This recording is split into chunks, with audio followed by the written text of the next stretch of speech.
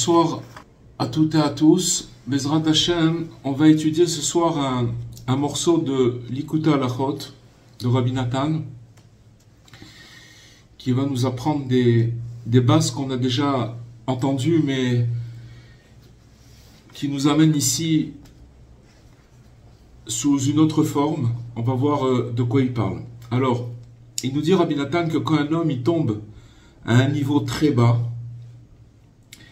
et que dans ces lieux, il tombe dans des lieux qui sont souillés et que là-bas, ils ne peuvent pas, ces lieux-là, recevoir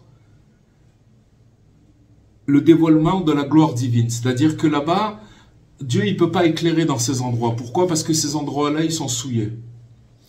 Alors quand il parle qu'un homme il tombe dans des endroits souillés, ça peut être physiquement, ça peut être moralement.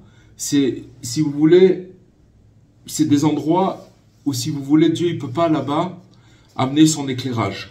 On va expliquer tout ce que ça veut dire. Parce qu'en fait, il nous explique qu'il y a eu 10 paroles. Dieu il a créé le monde avec 10 paroles. Que la lumière soit, la lumière fut. Sa parole, elle a amené la création. Il a créé les animaux, les plantations, etc. Chaque jour, il a créé les luminaires, les étoiles. Et donc, il a créé avec 10 paroles le monde.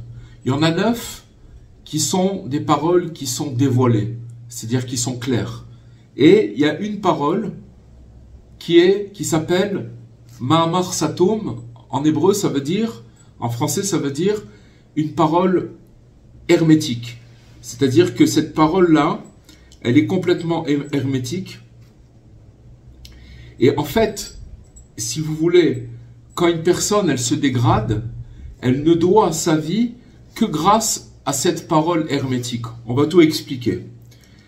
Et en fait, dans cette parole hermétique, c'est en fait la question qu'on se pose, où donc est le lieu de sa gloire? Parce qu'en fait, quand une personne, elle tombe, elle se dégrade, elle arrive plus à recevoir la lumière de Dieu, bien qu'en vérité, la lumière est claire. Mais à cause de sa faute, il a créé un paravent, quelque chose qui l'empêche de recevoir cette lumière. Mais en vérité, Dieu, il est clair. Mais lui, il croit qu'il reçoit rien, il voit pas, il est complètement isolé. Et donc, à cause de ce dégradement, ce qui se passe, c'est que quand il pose la question, où est donc le lieu de sa gloire? Ça veut dire, puisque maintenant je suis dans un endroit qui est bas, donc je me pose la question, où est la gloire de Dieu? Puisque je me sens isolé, je me sens dans l'obscurité.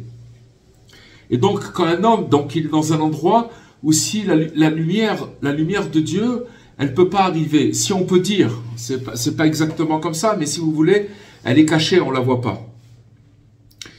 Et donc, lorsqu'un homme il sombre dans de tels endroits, que Dieu nous en préserve, il mérite cependant d'éveiller en lui-même un sentiment de miséricorde. Alors là, Rabbi Nathan, il donne carrément un conseil, que quand on se retrouve dans ces endroits-là, alors il faut savoir que la première action, quand la personne, elle croit qu'elle est perdue, et elle est perdue. Mais seulement le fait qu'elle croit qu'elle est perdue, elle est désespérée puisqu'elle n'arrive pas à recevoir de la lumière. Et à ce moment-là, ce qu'il doit faire, c'est qu'il doit éveiller en lui un sentiment de miséricorde. C'est-à-dire qu'il doit constater que le lieu où il se trouve, il est très éloigné, ce lieu de la gloire divine. D'accord? Même une personne, par exemple, une personne qui est triste, ça s'appelle un endroit souillé, puisque dans cette tristesse, il n'arrive plus à voir la lumière de Dieu. Donc, ça peut être aussi dans la tête d'une personne, et que, au moins, que quand une personne elle est triste, qu'il sache qu'elle est triste, la personne doit savoir se rendre compte qu'il est dans un endroit qui est pas bon, et que cet endroit-là, il est loin de la gloire divine, il est loin de la lumière divine. Pourquoi? Parce que le lieu dans lequel il se trouve, comme on parle de, maintenant il est tombé, d'accord? C'est une personne qui s'est dégradée. Donc ça veut dire que maintenant, l'endroit où il se trouve, il a perdu le nom de lieu. Ce qu'on appelle en hébreu makom. Le makom, c'est le lieu. Mais aussi, le mot makom, il veut dire Dieu. C'est-à-dire qu'en vérité, il n'y a pas un seul endroit qui est vide de la présence de Dieu. Mais maintenant, comme lui, il s'est dégradé, comme la personne s'est dégradée, alors il a perdu, si vous voulez, cet endroit. C'est-à-dire, puisque Dieu, il n'existe pas dans cet endroit. Si on peut dire, c'est pas vrai, il existe, mais il est très très caché. Et la personne elle a l'impression de plus voir Dieu. Donc, ce lieu dans lequel il est tombé, il s'appelle plus lieu. Pourquoi? Parce qu'un lieu, pour appeler lieu un lieu, il faut qu'il soit essentiellement un endroit où réside la sainteté et le dévoilement de la gloire divine. Sinon, ça ne s'appelle pas un endroit, ça ne s'appelle pas un lieu. Pourquoi? Parce que en vérité, le terme lieu, qui veut dire makom, qui veut dire endroit, c'est le lieu du monde. Ça veut dire qu'en vérité, mekomo shel olam, ça veut dire que Dieu, il n'y a pas un endroit qui est vide de la présence de Dieu. C'est-à-dire que tout est empli de la gloire divine. Seulement, de notre côté, on peut se retrouver dans une situation où on n'arrive plus à avoir cette gloire divine et on est complètement isolé et complètement perdu. C'est pour ça que les endroits qui sont souillés ne sont nullement qualifiés de nom de lieu.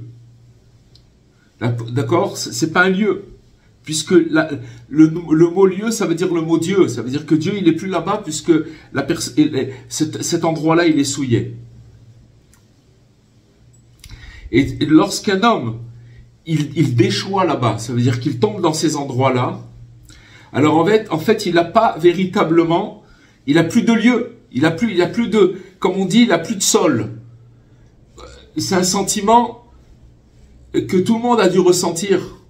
Qu'il y a des fois où on sent qu'on n'a plus de, il n'y a plus de sol. Quand on se sent les pieds sur terre, qu'on est bien, alors on sent la présence de Dieu, on est bien. On sent que ça va. Mais il y a des fois où la personne, elle peut perdre ce sol-là, et ça veut dire qu'elle a perdu le lieu, ça veut dire la chose qui l'a fait tenir. D'accord? Et donc, comme il est tombé dans ces endroits-là, il n'a plus de lieu et il va commencer à errer comme un fugitif de par le monde. C'est pas forcément géographiquement qu'il va errer, mais dans sa tête. Il va se sentir perdu. Parce que, à cause de la faute, alors il s'est éloigné de cette gloire divine. C'est en fait comme si il faisait revenir le monde au chaos initial. Les choses, elles sont plus rangées. Dieu, il a fait, avec ses 10 paroles, il a créé un monde, il a créé des montagnes, il a créé des animaux, il a créé le ciel, il a créé la terre, il a créé l'eau, il a créé plein d'éléments, il les a mis à leur place. Mais quand nous, on voit ces éléments-là, en vérité, c'est la conséquence de la parole de Dieu. C'est-à-dire que Dieu, c'est l'expression de la parole de Dieu. Dieu, il s'est exprimé et il a apparu des créations. Mais seulement ces créations, elles veulent dire quelque chose. Ça veut dire qu'il y a un sens dans la vie. C'est-à-dire qu'il y a de comprendre la création de Dieu et de faire attention de ne pas dégrader la création de Dieu. La création de Dieu, c'est aussi mon prochain, c'est aussi moi, c'est aussi les animaux, c'est tout le monde.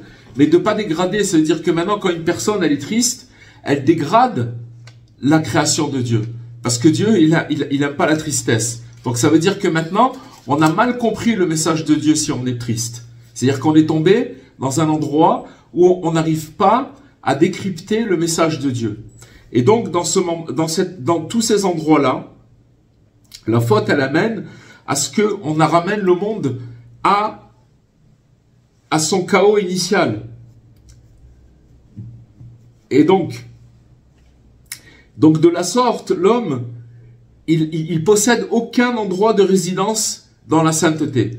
Et comme s'il n'a pas d'endroit de résidence dans la sainteté, alors ça veut dire qu'il arrive pas, il est complètement perdu. Il a perdu la gloire divine, c'est-à-dire la lumière de Dieu qui lui donne l'énergie. Il a perdu ça et il est complètement perdu.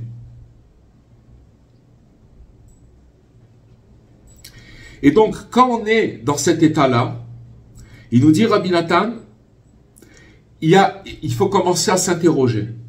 Quelle est la question qu'on doit se poser? C'est la suivante. Où donc est le lieu de sa gloire? Maintenant, moi, je me rends compte que je suis pas dans un bon état. Je suis dans un mauvais état. Seulement, je fais semblant. Parce que je dois continuer à vivre. J'ai des gens qui m'entourent. Je veux pas faire montrer que je perds les pédales. Donc, je fais semblant. Mais comme on dit, je pédale dans le vent. D'accord? Je vois pas où je vais, je suis complètement perdu. À ce moment-là, c'est le meilleur endroit. Pourquoi? Parce que si une personne, elle est consciente de cet endroit, et qu'à ce moment-là, elle demande, où donc est le lieu de ta gloire, mon Dieu? Où tu es? Ça veut dire, fais-moi montrer ta lumière dans l'endroit dans lequel je me trouve, et dans lequel je me trouve dans cette obscurité. Fais-moi montrer cette lumière-là. Je veux la voir, parce que j'en ai besoin pour vivre. Alors, il faut savoir que ces endroits-là, qui sont très éloignés de Dieu, ils reçoivent aussi une certaine vitalité de Dieu, mais seulement d'une manière très cachée. Pourquoi? C'est pour ça qu'on dit, où est donc le lieu de sa gloire? Si on se pose la question, où est la lumière? Ça veut dire que cette lumière, elle est cachée. Pourquoi elle est cachée? Parce qu'on n'arrive pas à la voir. Mais comme on sait que la lumière de Dieu, elle est partout, mais elle est cachée dans ces endroits-là, alors on la demande. On la demande.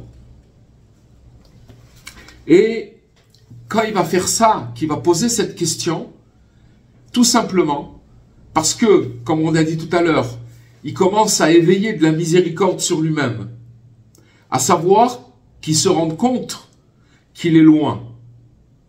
D'accord? Il est loin. Il faut pas qu'il s'apitoie là-dessus. Il est loin. Et à ce moment-là, il va commencer, comme il est loin, il dit, attends, je suis loin, j'arrive plus à ressentir Dieu. Il va commencer à demander où est la gloire de Dieu, dans l'endroit où il se trouve. À ce moment-là, il nous dit, Rabbi Nathan, qu'il va se hisser au sommet de l'élévation. C'est-à-dire qu'au plus bas où il était,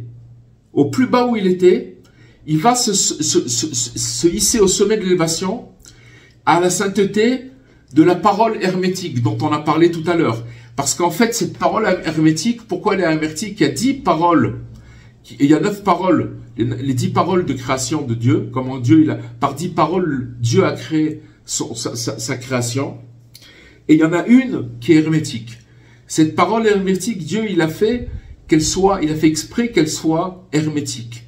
Et il a mis dedans une énergie que quand une personne, elle va se trouver complètement perdue, au plus bas, et que là-bas, elle va juste demander, mon Dieu, où tu es? Fais-moi montrer ta gloire dans l'endroit où je suis maintenant. Je suis complètement perdu. À ce moment-là, c'est comme une montagne russe. Il va se retrouver hissé au sommet de l'élévation le plus haut possible. Pourquoi? Parce qu'il va se transposer au-delà de l'espace. Parce que il revient complètement à l'origine. Ça veut dire qu'il dépasse, il transcende ce monde et toutes les paramètres de ce monde, et il reçoit là-bas la possibilité de l'endroit le plus bas où il se trouve et de remonter, de se retrouver symétriquement. C'est symétrique. C'est-à-dire que comme il était bas, s'il était à moins 1 milliard de degrés, il va se retrouver projeté à encore plus qu'1 milliard. Ça veut dire qu'il va être encore plus haut que sa chute. C'est extraordinaire ce qu'il dit.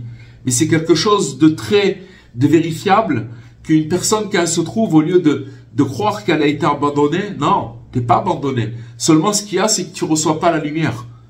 Alors ça te donne l'impression que tu es abandonné. Mais en vérité, Dieu, il t'aime comme tu es. Il t'aime comme tu es. Seulement, comme tu n'arrives pas à recevoir cette lumière, cette gloire divine dont tu as besoin, tu es obligé de demander Aïe. Aïe, ça veut dire où donc? Où tu es? Où tu es? Ou fais-moi montrer où tu es dans ma situation. Maintenant, une personne qui se décourage, alors qu'est-ce qu'elle va dire? Elle va dire Dieu, il m'a abandonné. À partir du moment où Dieu m'a abandonné, j'ai même pas besoin de lui demander. C'est fini, c'est lui qui m'a abandonné. Il se révolte contre lui. Ça s'appelle le désespoir. Mais si une personne, au plus bas où elle peut arriver, elle arrive à se rappeler que, effectivement, elle est dans un endroit souillé, elle est dans un endroit qui est loin de la gloire divine, mais il s'en rend compte, et que là-bas, il sait que Dieu, il est là, mais il le voit pas, parce qu'à cause de son éloignement, à cause de son comportement. Mais quand il va demander à Hachem, où donc es-tu dans ce lieu où tu es? Fais-moi montrer. Alors, il va se trouver projeté, hissé, au plus haut de l'élévation. Donc, il ressort de tout ce qu'on vient de dire, qu'en fait, que la chute de l'homme, le projette à un niveau très très bas, au-dessous de la notion de lieu, comme on a dit. C'est-à-dire que la faute, elle va le faire tomber en dessous. C'est pour ça qu'il a plus de parterre, il a plus de sol, il a plus où s'accrocher, puisque justement son comportement, il a perdu son sol, il a perdu son lieu, et donc il est en dessous de ce qui s'appelle un lieu. C'est ce qui s'appelle le tohu vavohu, tohu bohu. Ça veut dire qu'il se retrouve exactement dans la confusion d'avant la création du monde.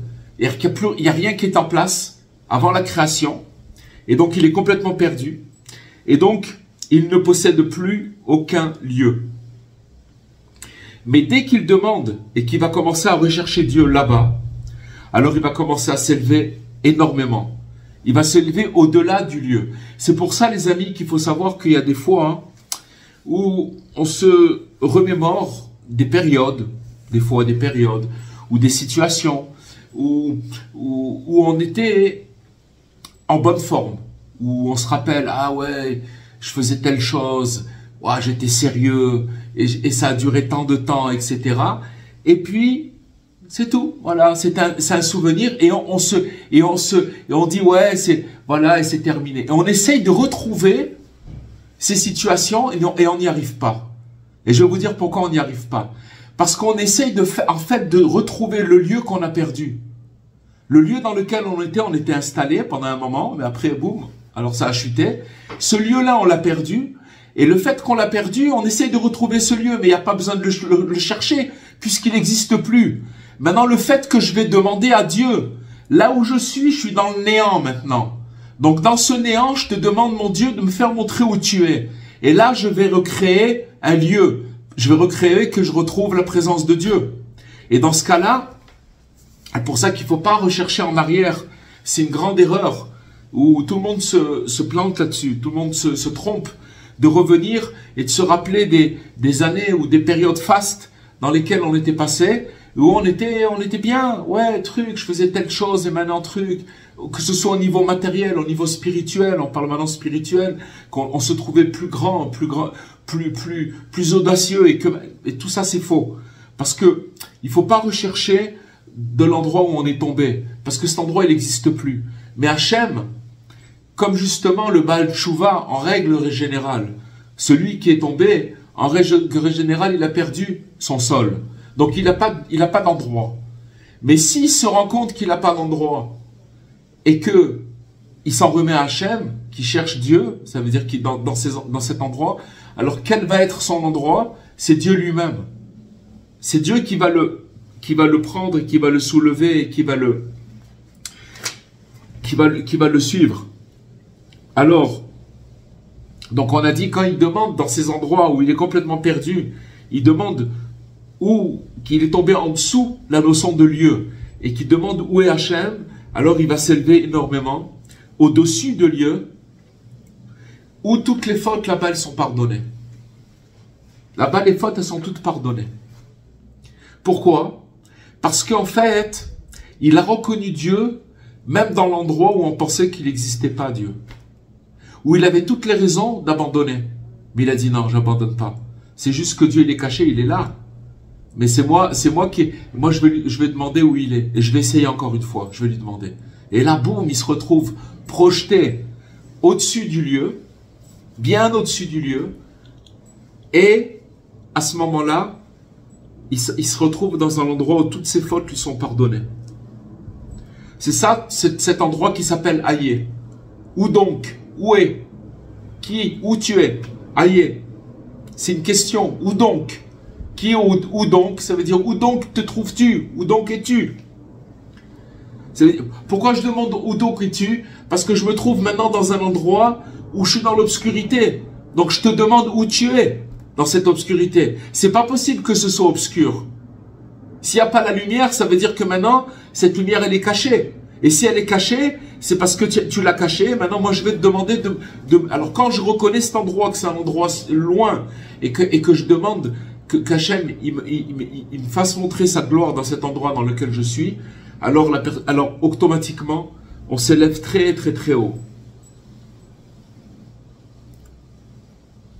Ça s'appelle en vérité qu'on arrive à un niveau qui s'appelle le Keter, c'est-à-dire la couronne. Et c'est la tchouva, c'est-à-dire la tchouva, ça veut dire que un endroit où toutes les fautes, elles sont transformées en mérite. Elles sont complètement pardonnées. C'est de là d'où découle tout l'essentiel du pardon. Là, en fait, on a expliqué comment le pardon, il arrive. Comment il arrive, le pardon. Alors maintenant, il nous dit comme ça. Il y a un verset qui dit, est-ce que deviendrait-il rouge comme le verre? Le verre, on parle d'un ver de terre. On sait très bien que, ici, Rabbi Nathan, il parle en fait des lois qui sont relatives à la présence de verre dans les aliments. Vous voyez tout ce qu'on a parlé depuis tout à l'heure? On ne voit pas du tout une allusion au verre. On parle de la vie, on parle de choses, etc., de nos émotions, etc.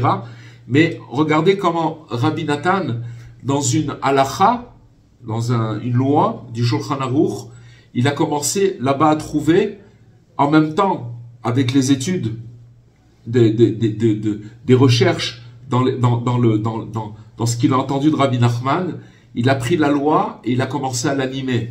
Et on va apprendre quelque chose maintenant. Alors, il nous parle de verre.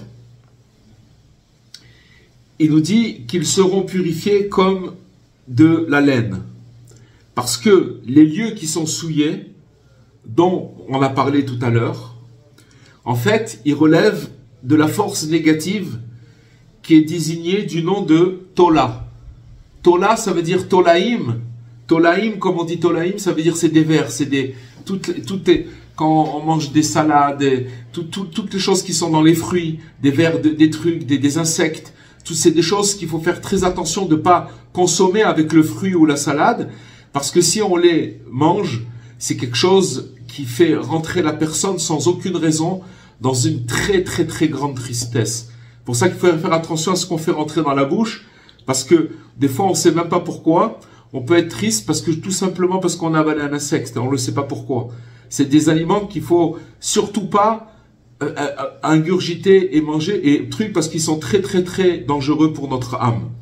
Donc il nous parle ici de les forces qui sont négatives et qu'on a parlé tout à l'heure, d'accord, et qui sont en vérité comme le verre. Le verre, c'est en fait une force négative qui est extrêmement rude et forte et qui cherche chaque jour à détruire le monde. Donc c'est une force, elle est là, d'accord, et elle se propage dans le monde. Excusez-moi, mais vous voyez, on est en train de lire un texte qui a été écrit il y a peut-être 170 ans, d'accord, ou 180 ans, et on est en train de parler d'une force qui détruit, d'accord, qui est très rude, et on voit qu'on est dans un monde de destruction, où il n'y a que des morts et des armes, il n'y a que ça. Alors vous voyez, c'est quoi la force de destruction? Voilà le monde, c'est-à-dire qu'il y a une force qui détruit le monde, que Dieu nous en préserve, à Dieu ne plaise. Comme l'a développé le Harizal dans la Kabbalah, dans ses œuvres. Et cette force négative, elle découle de toutes sortes, chez les animaux, d'invertébrés et de reptiles qui font l'objet d'un interdit alimentaire rigoureux. Il y a des choses qu'on n'a pas le droit de manger. Il y a des endroits où, par exemple, ils mangent des serpents, des trucs. Toutes ces choses-là, elles sont interdites dans la Torah parce que elles ont une influence sur la personne qui va être négative. Et donc, tous ces animaux qui sont interdits à la consommation, ils sont très très très éloignés de la gloire divine. Et donc, eux, ils sont concernés par ce verset, et ma gloire, je ne la cède à nul autre.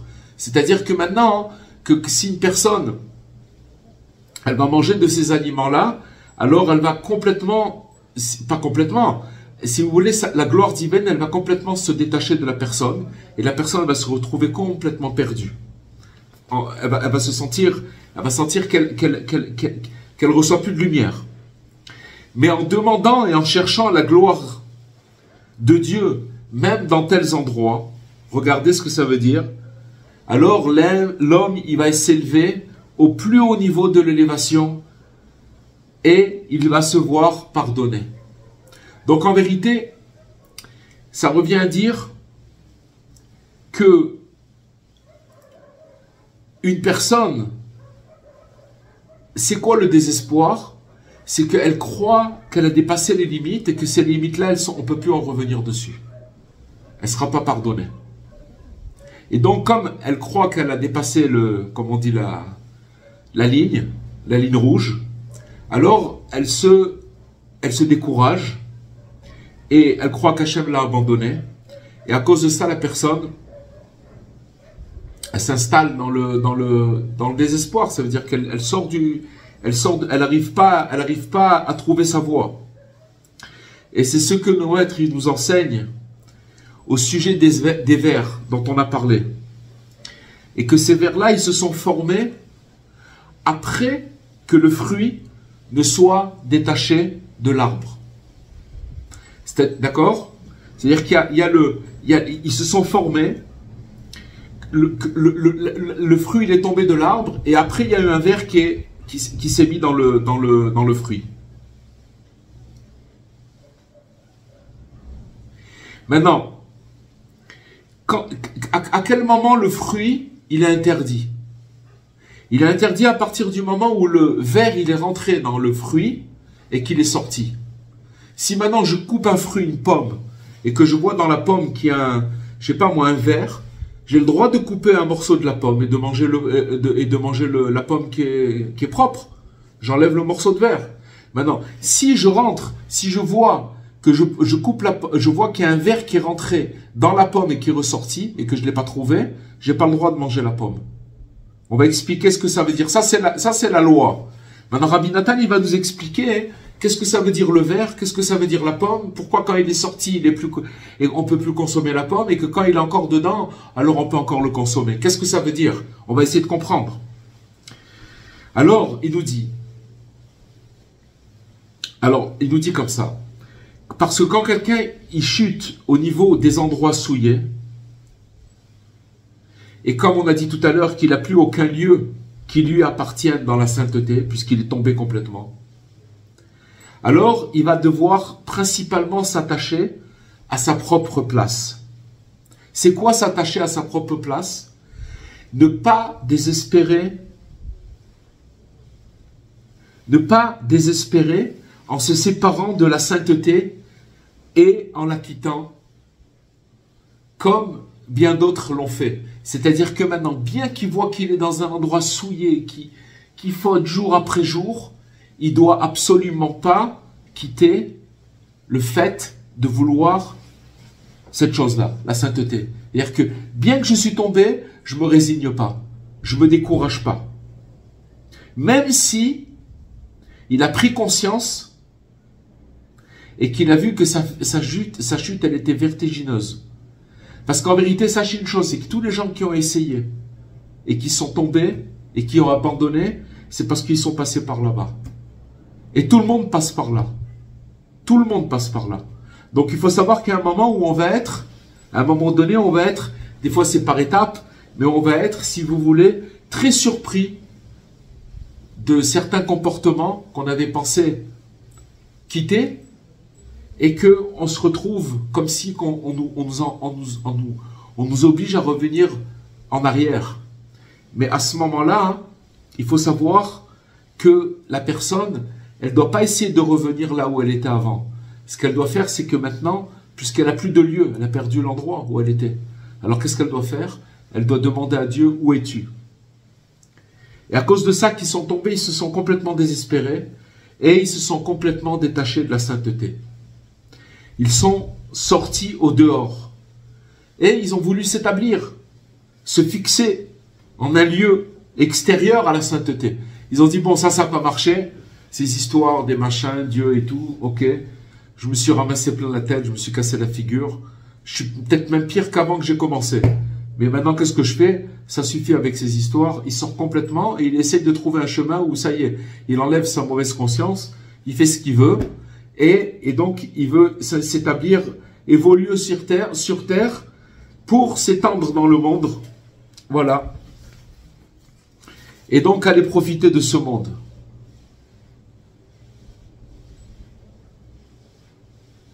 Et voilà. Donc ça veut dire qu'il a laissé tomber en fait. Il a laissé tomber en fait le monde à venir. Ça veut dire que maintenant, tout le fait pourquoi il ne se décourage pas, c'est parce qu'il croit au monde futur. Maintenant, quelqu'un qui se ramasse des croche-pieds, des machins, etc. Alors, en fait, ce qui se passe, c'est qu'il décroche. Et quand il décroche, il sort de la sainteté. Alors donc ceux-là, ils sont impurs. Ça s'appelle déjà être impur. Pourquoi? Et qui sont totalement interdits à la consommation. Alors donc on parle du verre. Vous vous rappelez ce qu'on a dit tout à l'heure? Que tant que le verre il reste dans le fruit, même si c'est un verre et que c'est quelque chose de très très impur, il pourrit pas la pomme. Mais si le verre il est rentré dans la pomme et qu'il est ressorti de la pomme, il a complètement... la pomme, on n'a pas le droit de la manger. Ça veut dire quoi? Ça veut dire que tant qu'une personne, même si elle s'est cassée la figure très très bas, mais qu'elle est restée, elle a continué à demander où tu es Dieu, dans l'endroit où je suis. Elle s'est pas découragée, alors elle va finir par remonter très très très haut.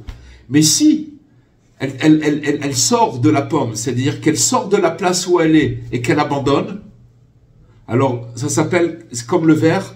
Ça veut dire que la pomme, on peut plus la consommer, et le verre, bien entendu, il est impur, et voilà. C'est quelque chose de très, très, très fort ce qu'il nous dit. Parce qu'il nous dit que le verre qui est resté attaché au fruit, il est comparable à l'homme qui est tombé dans des lieux souillés. En fait, qu'est-ce qui s'est passé? Il est tombé dans des lieux souillés, dans des lieux souillés. C'est ça la pomme, où le verre il est rentré dans la pomme. C'est-à-dire qu'il est tombé dans des endroits très très très très très bas. Mais seulement, il est resté dans la pomme. C'est-à-dire qu'il est resté dans l'endroit où il était, qui se trouvait. Il s'est pas découragé. C'est ça rester dans la pomme, les amis. C'est-à-dire que n'importe quel endroit où on va se retrouver dans notre tête, dans nos situations, dans la vie, il faut jamais, jamais, jamais se décourager. À savoir, Dieu, maintenant je te vois pas, je comprends pas, mais éclaire-moi, éclaire-moi. Alors quand une personne elle fait ça, ça veut dire qu'il est resté dans la pomme. Et pour lui, il y a de l'espoir. Vous comprenez ce qu'il dit Rabbi Nathan? C'est extraordinaire, extraordinaire. Donc tant qu'il est resté au fruit, il est comparable à l'homme qui est tombé dans des lieux qui sont souillés, mais qui est resté attaché à sa place et qui ne se sépare pas de cette pomme-là pour gagner l'extérieur. Il ne se sauve pas, il n'abandonne pas. Pourquoi il n'abandonne pas? Parce qu'il sait pertinemment qu'il n'y a pas de lieu où s'enfuir et où se cacher de sa face. Même si un bonhomme il fait tous les péchés du monde, il sait très très bien que les gens ils l'ont pas vu, mais que Dieu il l'a vu. Il le sait. Donc on peut se cacher des hommes, on peut se cacher des gens, d'accord? Mais on peut pas se cacher de Dieu, parce qu'on peut pas. C'est pas possible. On a une conscience, et cette conscience-là, elle est là. Comme c'est écrit, où c'est que comment je peux me dérober de ta face? Et comme c'est marqué aussi dans le livre des psaumes, quand je vais escalader les cieux, tu es là-bas. Et si je vais tomber en enfer, alors te voici. Il n'y a pas où se cacher. Même si quand tu es en haut, tu montes. Alors c'est bien, tu vois Dieu. Mais même quand tu tombes, où tu vas te cacher? C'est Dieu qui est là-bas aussi. À quoi ça sert maintenant que je continue, puisque de toutes les façons, j'arrive pas à me détourner de ta face, puisque je sais que tu vois tout, d'accord? Alors, à quoi ça sert de continuer mes bêtises? À quoi ça sert? Parce que finalement, toute cette démarche, elle m'amène à quoi? À de l'amertume. Alors, bien sûr, tout ce qu'on aura pu sauver du mal, même d'une manière infime, alors qu'est-ce qu'il va faire? Une personne qui a allé dans cette situation-là, les amis, c'est un très grand secret qu'on est en train d'étudier ce soir. Parce que quand une personne, elle est dégradée, elle a une conscience de dire, qu'est-ce que ça change maintenant ça, que je fasse ça ou que je fasse pas ça. De toute façon, je suis déjà foutu, d'accord, dans sa tête. Et sachez, même s'il pense pas les choses d'une manière claire, mais ça peut être même dans son subconscient. Et à partir de ce moment-là, qu'est-ce qu'il doit faire? Il doit se réconforter du tout petit, de l'infime bien qu'il est en train de faire.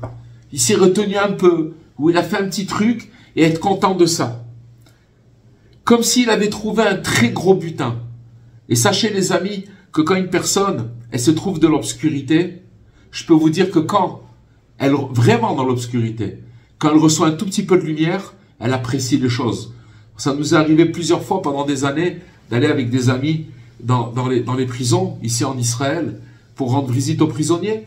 D'accord? Je peux vous garantir que dans ces endroits-là, il y a tellement d'obscurité que quand vous venez avec une guitare et quelques bonnes paroles, les gens, ils apprécient et les prennent, mais alors comme des diamants. Pourquoi? Parce qu'ils sont dans l'obscurité. Alors maintenant, quand une personne, il nous dit Rabbi Nathan, quand tu es dans l'obscurité, arrête de regarder l'obscurité, regarde les petites choses de bien que tu fais et tu vas recevoir du réconfort dans ton âme et ça va se transformer comme si tu auras trouvé un grand butin, quelque chose d'extraordinaire, un grand trésor. Supposons, il nous dit Rabbi Nathan, qu'une personne, elle commence à réfléchir sereinement à tout cela et qui commence à réaliser que plus il s'est éloigné de la gloire divine, plus il se retrouve démuni d'un lieu. Il a perdu encore. Il s'est petit à petit, il s'est renforcé, il s'est refait encore un petit sol, et oups, allez, une fois encore, il l'a perdu. Ça y est. À chaque fois qu'il se casse la figure, il perd son lieu.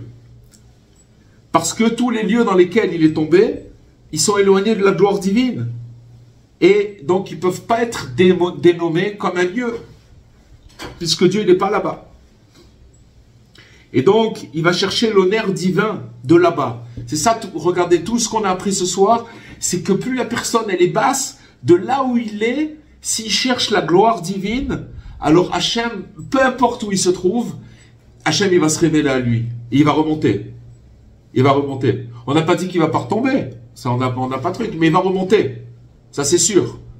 Et s'il retombe, il va remonter. Vous comprenez? C'est quelque chose d'extraordinaire qui nous dévoile, Rabbi Nathan. Comment il va remonter? Mais où donc est le lieu de sa gloire? Comme il nous dit le verset,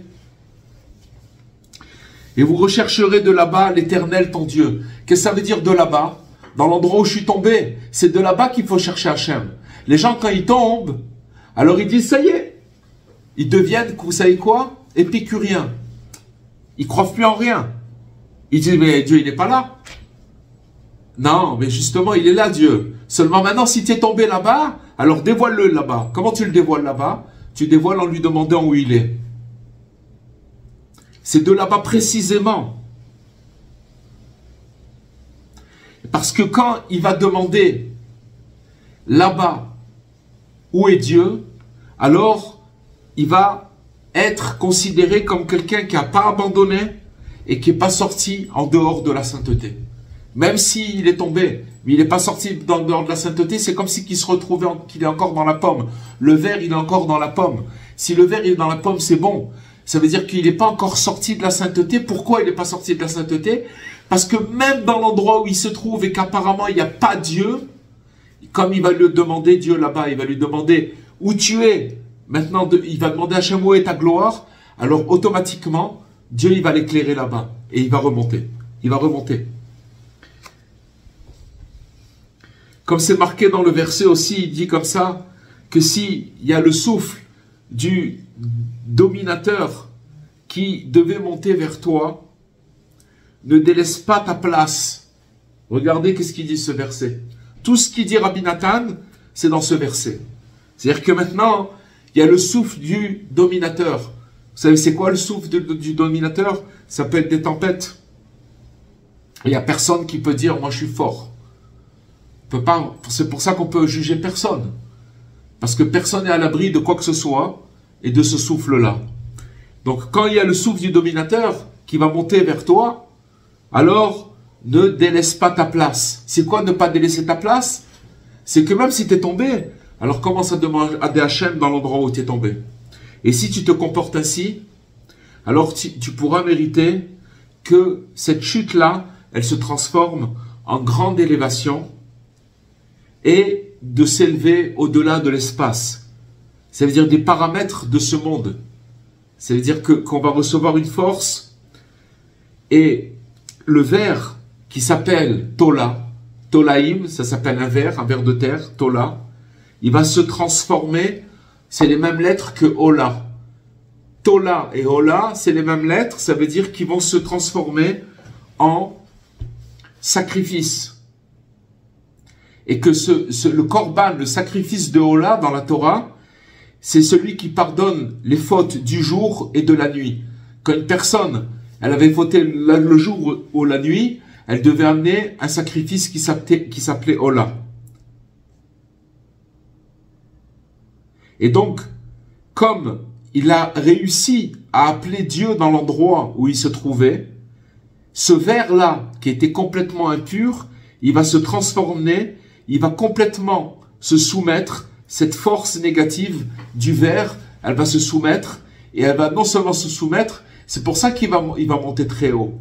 Parce que sachez une chose, c'est pas d'annuler une force négative, c'est pas une force qu'on doit tuer et c'est terminé. Derrière cette force négative, il y a une énergie.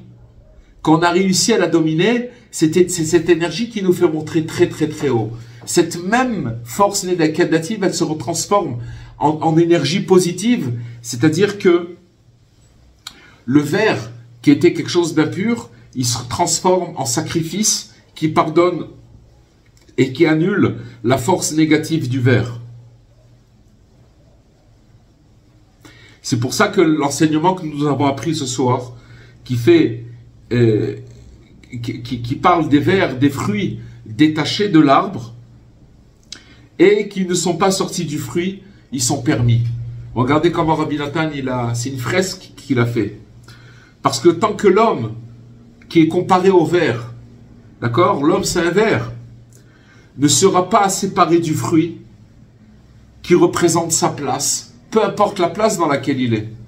En fait, on va appeler le mot place, une personne qui a une place, c'est une personne que sans arrêt, il demande à Dieu de se dévoiler à lui.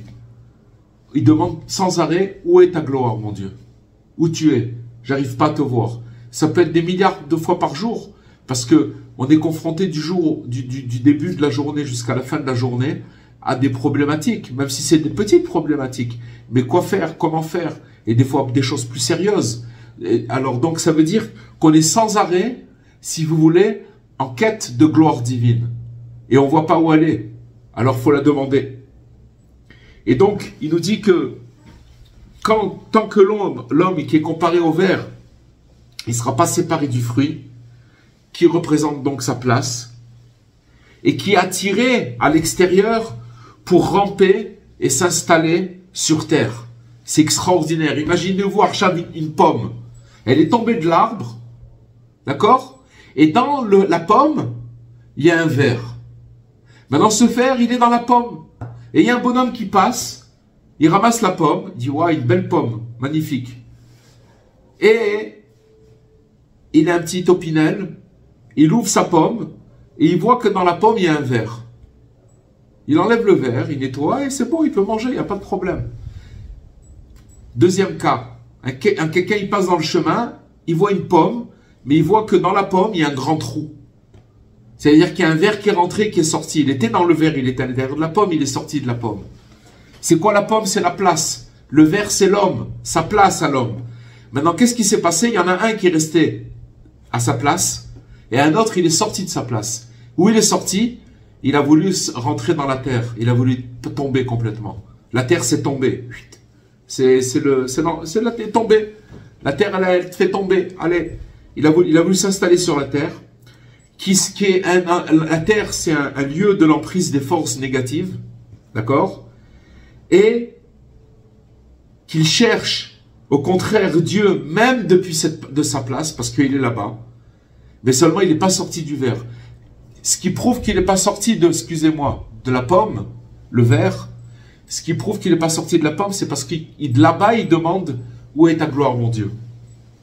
Alors, à ce moment-là, cette chute, elle va se transformer en une élévation extraordinaire. Voilà, les amis, Bezrat Hashem, qu'on puisse avoir le mérite d'intégrer toutes ces paroles extraordinaires, de prier pour se rappeler. Parce que on voit que c'est des choses que on est tellement loin de ça, mais il faut les fréquenter parce qu'on voit que c'est quelque chose qui peut sauver complètement la vie d'une personne. Voilà les amis, si vous avez des questions, allez-y. Là, il faut ouvrir votre micro. Il est ouvert, vous m'entendez? Voilà, moi j'aurais une question grave. Ouais, je vous écoute maintenant. Alors, oui, bonsoir. Bonsoir tout le monde. Shalom. J'ai jardiné aujourd'hui et je me suis retrouvée avec un ver sur moi. Ce ver n'arrivait pas de fruits tombés d'un arbre, mais arrivait d'une plante. Bon, j'ai pris le ver, je l'ai jeté. Comment je peux interpréter ce ver qui a atterri sur moi? Eh bien, je vais vous dire, madame, comment vous l'interprétez, c'est que il vous est arrivé cette histoire aujourd'hui, et ce soir, la providence divine a fait qu'on a ouvert le livre, et on est tombé sur cette histoire-là. L'interpréter, eh ben, voyez comment on l'interprète? C'est le cours qui interprète qu'est-ce que c'est un ver, qu'est-ce que c'est une plante, à quoi ça vous avez, à travers l'histoire, à travers l'enseignement de Rabbi Nathan ce soir, on est arrivé à pouvoir décrypter la création de Dieu. Et oui, vous avez un ver, vous avez une plante, vous avez une pomme, vous avez un ver. Qu'est-ce que c'est la terre? Qu'est-ce que c'est toutes ces choses-là? Et on apprend de ça pour nous-mêmes. Voilà. Ma réponse, madame, c'est de vous dire que on vous a préparé, on vous a envoyé ce signe du ciel et on vous a préparé pour le cours de ce soir. Et maintenant, voilà, tout est clair. Voilà. Tout est magnifique. Voilà. Merci, Ram. Avec plaisir.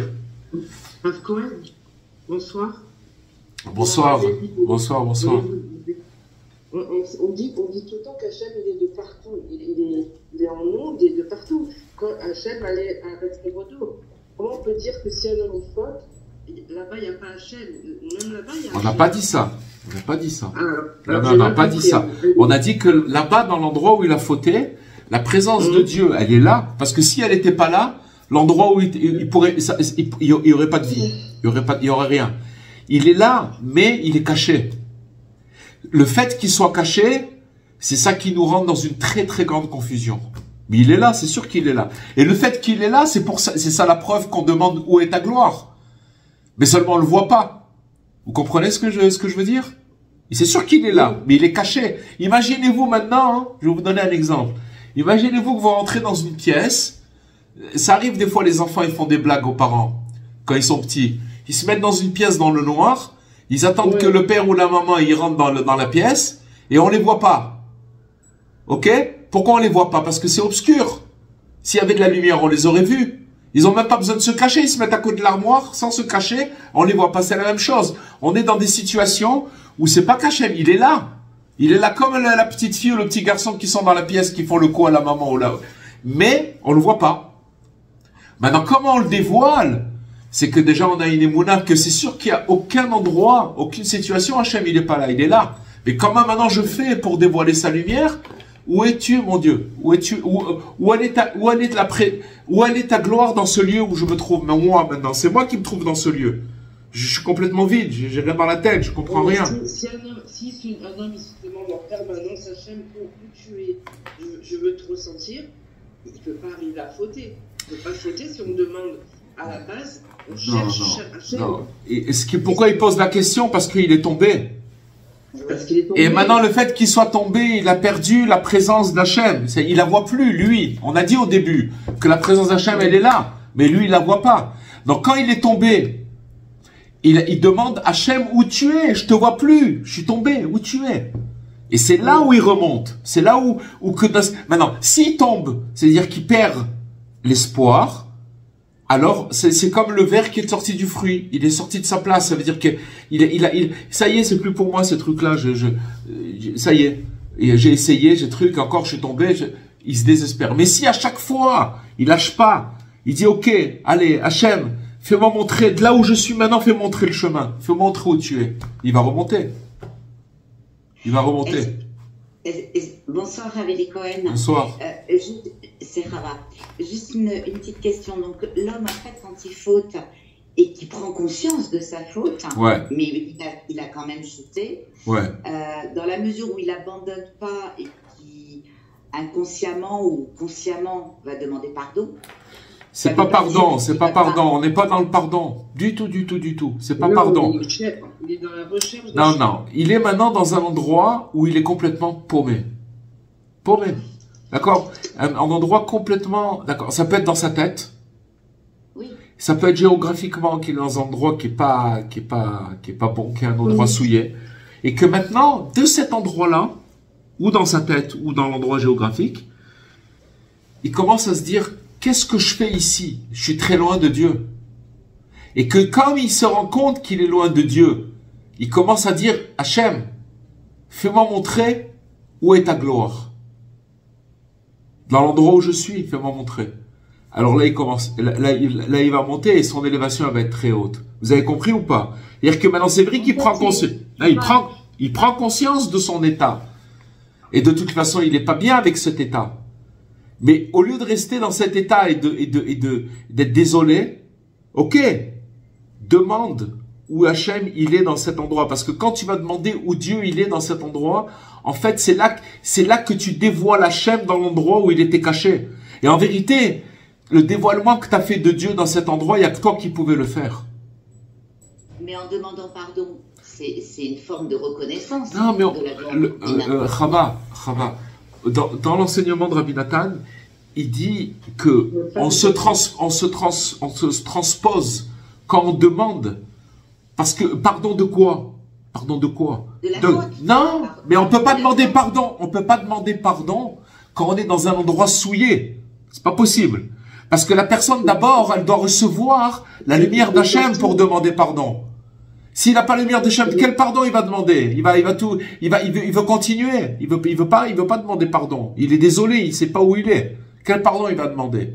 Maintenant, pour pouvoir commencer à demander pardon et de demander de l'aide à Hachem, c'est de lui dire d'abord, éclaire-moi dans là où je suis là maintenant. À partir du moment où il va demander ça, il va s'élever. Quand après il s'est élevé, il est déjà dans le monde, il est dit Rabbi Nathan, il a réparé déjà. D'accord. Parce qu'Hachem, il l'a fait monter. Parce qu'il a dévoilé Hachem dans l'endroit le plus bas. Il faut réécouter le cours, parce que ce qu'on a dit, c'est précis, c'est très précis. La vérité, c'est que l'écouter quelques fois et comprendre comment ça marche, parce que c'est un déroulement clair. Il est clair. Okay. C'est très clair. Voilà. Moi, je pense avoir Et c'est la même chose. mais je réécouterai. Pardon aussi. Je disais que je pense avoir bien compris, mais je réécouterai avec plaisir. Voilà les amis. Je voulais juste un petit peu dans le machal, quand on imagine une pomme qui a un verre qui est rentré et qui est ressorti, ou une pomme où le verre il est encore dedans, a priori comme ça dans le machal. C'est beaucoup plus repoussant une pomme où le verre il est encore à l'intérieur. Peut-être. D'accord. Mais la halakha elle est claire. Non, mais moi je veux comprendre. Non, mais au contraire. Nous, on veut comprendre. Il y a des choses, des fois, je vais vous dire, ça va pas forcément avec la logique. Il n'y a pas de logique. Mais non, il n'y a pas de logique. Ça va pas forcément avec la logique. Notre logique, je suis d'accord avec vous que la logique, c'est que... Mais... Moi, une pomme où il y avait un verre, je la jette direct. Une pomme où il y a un trou, donc il n'y a plus rien. À la limite, bon, vous voyez. À la limite. Donc, c'est peut-être que le mais vous savez, je vais vous dire une chose. Des fois, il y a des pommes où le verre, il est à l'intérieur et la pomme à l'extérieur, elle est magnifique. On voit rien du tout. Et quand on ouvre à l'intérieur, il y a le truc. Alors voilà, c'est tout. Donc, voilà, Bezrat Hashem. Il faut approfondir, il faut approfondir. Le verre, ça représente l'homme. Le verre, c'est l'homme. Et la pomme... La pomme, c'est le lieu. Ça veut dire que non, c'est son quoi. D'abord, il sait pourquoi l'homme c'est le verre. Parce qu'en vérité, verre, comme c'est un endroit, c'est des choses qui sont inconsommables qu'on n'a pas le droit de consommer. Pourquoi le verre? Ça veut dire qu'il est rentré dans un comportement de verre. C'est-à-dire qu'il est rentré dans un corps. Et maintenant, il se trouve que comme il est dans la pomme, mais lui, il croit qu'il a perdu sa place. Non. Demande là où tu es maintenant, dans l'endroit le plus bas où tu es. Et ne sors pas de ça. Demande où tu es. Hachem, il va t'envoyer. Demande où elle est ma place ici maintenant. Éclaire ta gloire dans l'endroit où je suis. Parce que l'endroit où je suis, c'est pas un endroit. Puisque je le vois pas. Je vois pas où tu es. Et de là-bas, boum, il va remonter. Bon, écoutez, c'est... Ça a un rapport avec le fait que David Amelech, il a dit Anit Olas, Anit Eloïs. Ouais. Bien sûr que ça a un rapport. Bien sûr que c'est un rapport.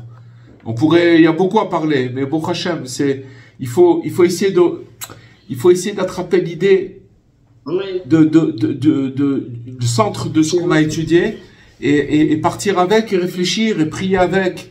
Mais c'est très fort, c'est quelque chose de très très fort. Voilà les amis. Merci beaucoup. Merci à vous. Et Bezrat Hashem, je vous dis à la semaine prochaine. Shavua Tov. Portez-vous bien. À bientôt.